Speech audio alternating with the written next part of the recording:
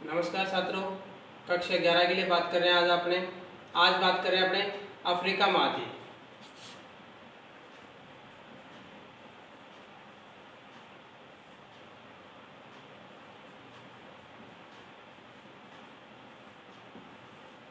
Africa महाद्वीप के अंदर भाग 2 की बात कर रहे हैं अपने जाना। फर्स्ट पीडीएफ आपको भेज चुके और भाग सेकंड भेज रहे, पार्ट सेकंड जाएगा। अफ्रीका महाद्वीप जो है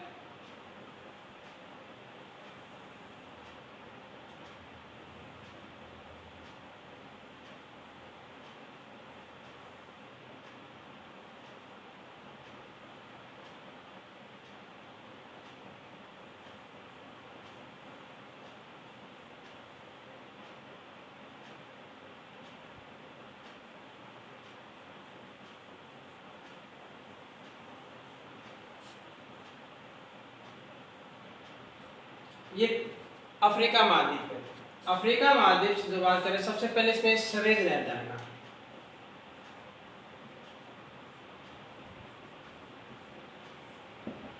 सवेज नहर जो है वो इस जगह पर है, ऐसे।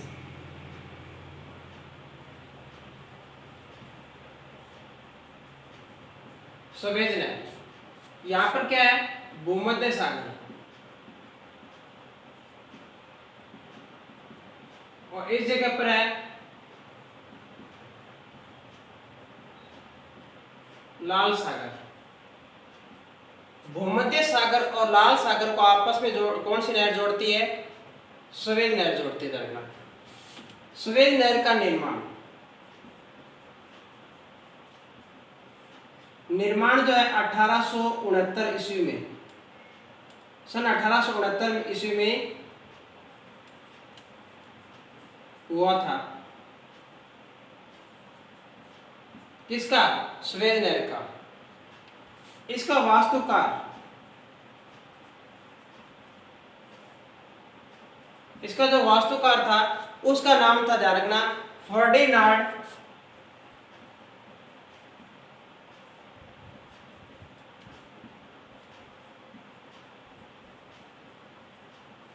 लेसेटस।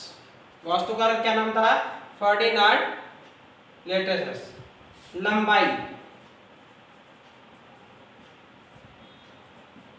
लंबाई जो है प्रिय छात्रों, इसकी जो है 107 किलोमीटर है। कितनी है? 107 किलोमीटर इसकी लंबाई है। किसकी? सवेज नहर के निर्माण की। अब बात करते हैं पहले ही, ध्यान रखना, इस जगह पर देश है, उसका नाम है मिस्र देश है। 1869 में इसका निर्माण होने के पश्चात क्या हुआ? ये मिस्र के अंडर में था, परंतु अब बात करते हैं, ये व्यापार के लिए खोल दिया गया। जो यूरोपीय देश है, इस जगह पर यूरोपीय देश उनके व्यापार के लिए, और इधर एशिया पार्ट के जो है व्यापार के लिए, इस प्रकार से इनके लिए व्यापार के लिए खोल दिया गया। परंतु जो है 1956 में सवेज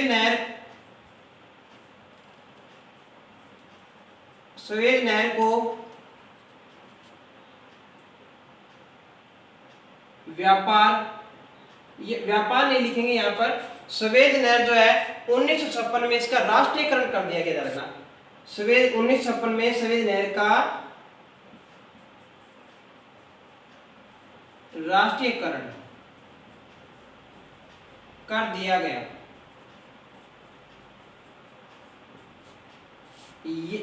अब बात करते हैं, यह नहर भूमध्य सागर व लाल सागर को आपस में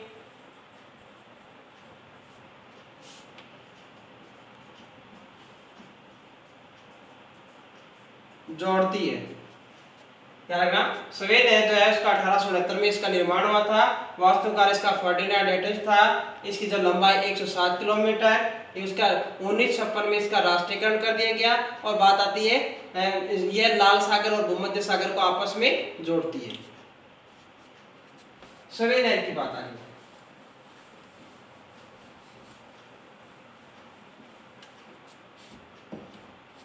अफ्रीका महाद्वीप,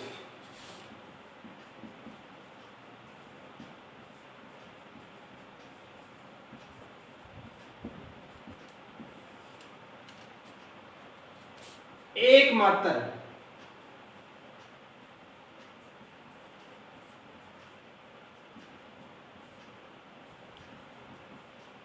महाद्वीप जिससे तीनों रेखाएं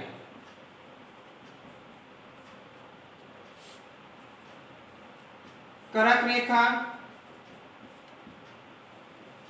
भूमध्य रेखा व मकर रेखा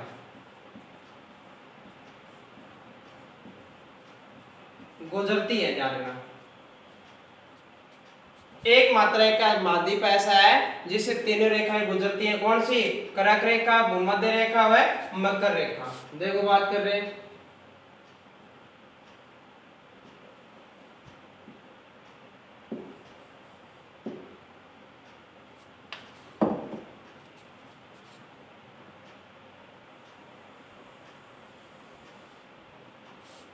कर्क रेखा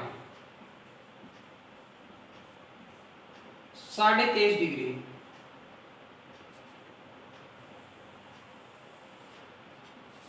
भूमध्य रेखा 0 डिग्री,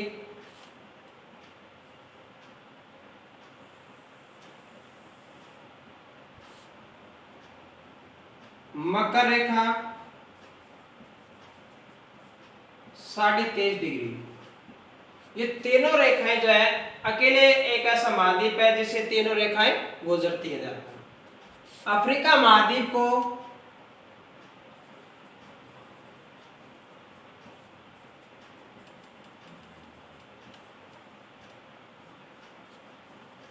काला महाद्वीप,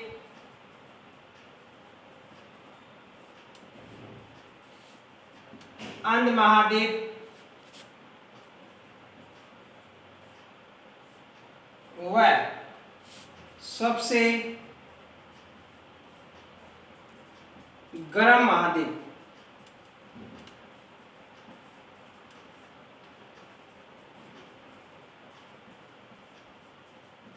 गर्म महाद्वीप भी कहते हैं।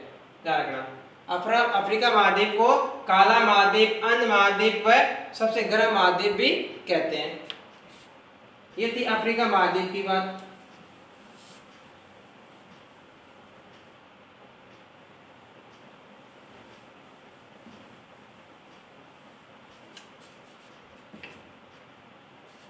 अब बात करते हैं इसमें पर्वत।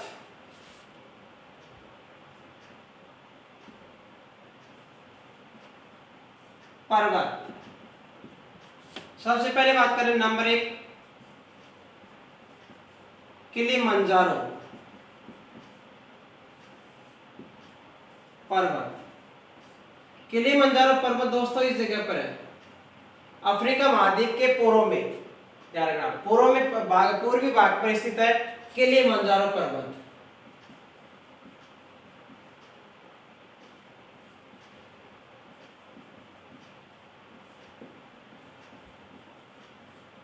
किलिमंजारो पर्वत इसकी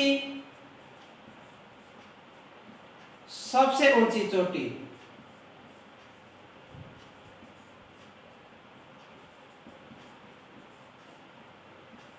किलिमंजारो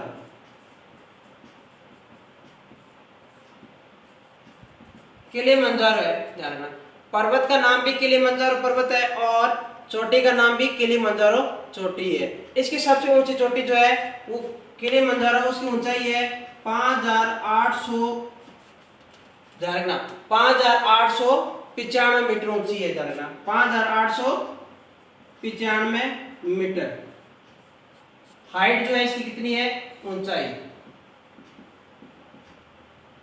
ऊंची चोटी।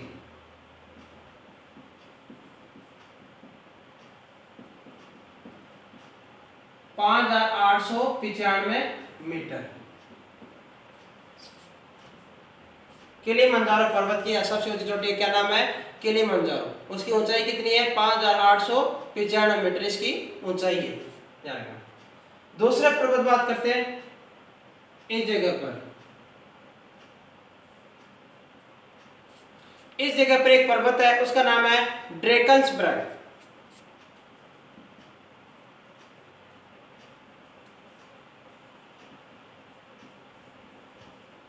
पर्वत। ड्रेकन्सबर्ग पर्वत पहला ये था। दूसरा है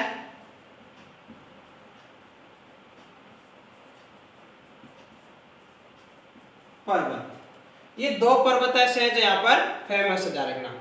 तीसरा जो पर्वत है उसकी बात कर रहे हैं अपने एटलस पर्वत। एटलस पर्वत इस जगह पर है।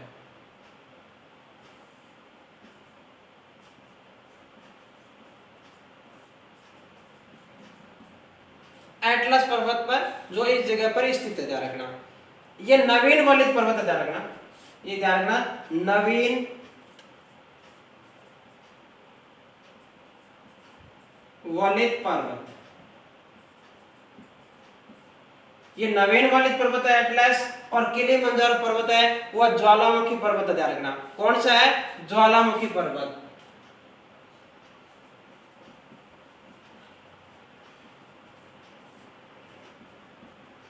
ये नवीन हलचलों से यानी हलचलों से पर्वत निर्माण हुआ है, और ये ज्वालामुखी के द्वारा निर्माण हुआ है, ध्यान रखना। ये इसकी खासियत है। इसकी नवीन जो एटलस पर्वत है, इसकी सबसे ऊंची चोटी एटलस पर्वत की जो है नवीन वलित पर्वत है, और इसकी सबसे ऊंची चोटी है माउंट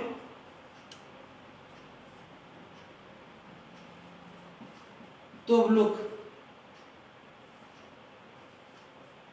या तोगलक, सबसे चोटी है, ध्यान रखना। इसकी जो ऊंचाई है जो पर्वत की, इसकी जो है 4163 मीटर। 4163 मीटर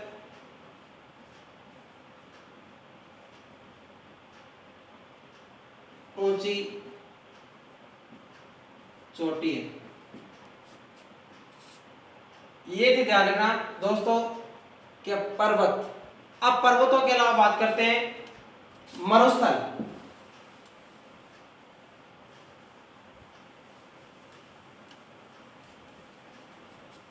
मरुस्थल मरुस्थल के अंदर सबसे पहले बात करते हैं अपने सहारा मरुस्थल।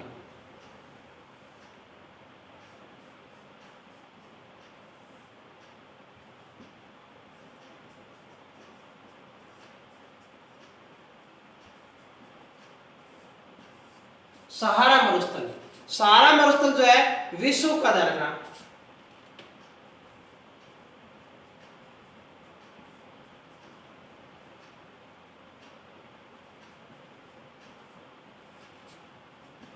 विश्व का सबसे बड़ा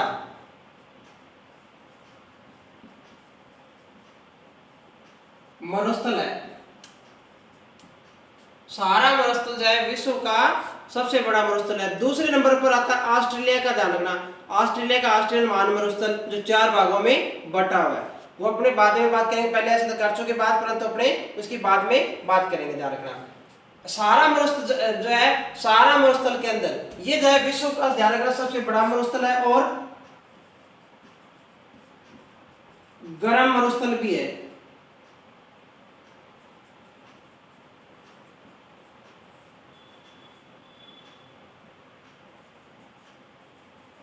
ध्यान रखना, सबसे गर्म मरुस्थल भी है और सबसे बड़ा भी है। यहां पर जो है बद्दू जनजाति, यहां पर बद्दू जनजाति निवास करती है। कौन जनजाति निवास करती है?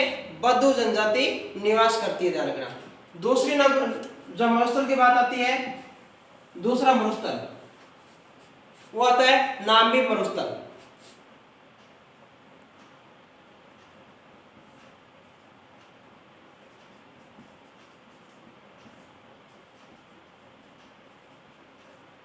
नामी मरुस्थल। तीसरा जो मरुस्थल आता है वह नूबियन मरुस्थल। कौन सा आता है? नूबियन।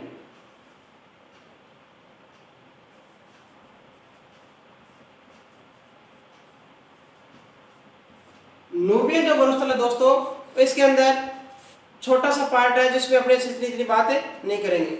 तीसरा जो अगला मरुस्थल आता है उसमें सहारा कालारी मरुस्थल।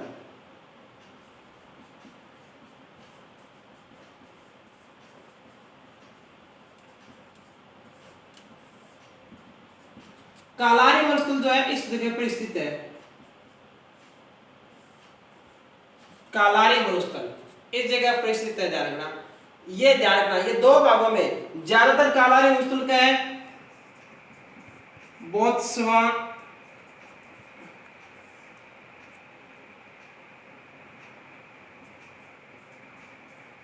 बोत्सवाना लैंड के अंदर, बोत्सवाना लैंड या प्रदेश जो बात करते हैं, बोत्सवाना प्रदेश बोल देते हैं इसको, बोत्सवाना प्रदेश प्लस दक्षिण अफ्रीका देश, इन दो भागों में ज्यादातर जो भाग है, ज्यादा भाग जो है बोत्सवाना प्रदेश के अंदर स्थित आता है। इसका किसका? कालारी मरुस्थल का। कालारी मरुस्थल के अंदर जो है बुशमैन जनजाति निवास करती थी ना। कालाहारी मरुस्थल में बुशमैन जनजाति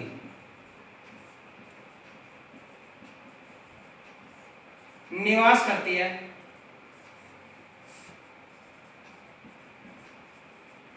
कौन जनजाति निवास करती है? बुशमैन जनजाति निवास करती, जिनके घरों को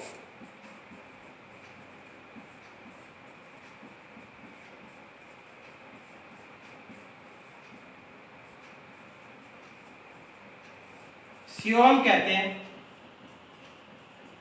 इनके घरों को क्या कहा जाता है? सियोम कहा जाता है। ध्यान रखना, सियोम फेमस है, ध्यान रखना नाम। बुशमैन जनजाति अपने 16 सिलेबस के अंदर भी अलग से टॉपिक है, ध्यान रखना। अगले टॉपिक में जो है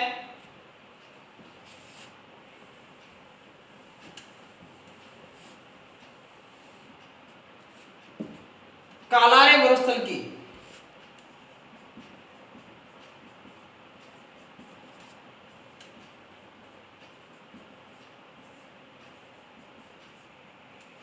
कालारी मरुस्थल की जीवन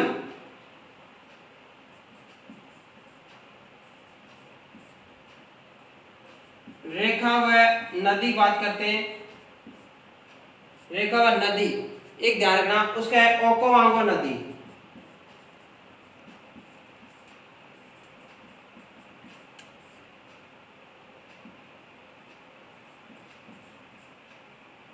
क्योंकि ओकोवांगो नदी जो है इसके यहाँ से पानी निकलता है और इसलिए इसको एक जीवन प्रदान करती है। नहीं तो यहाँ पर ये नदी ना हो तो यहाँ पर जो जीव जंतु है वो खत्म हो जाएंगे। धन्यवाद, आज के लिए इतना ही। अगला पार्ट बात करेंगे, इसमें बहुत कुछ बातें करेंगे।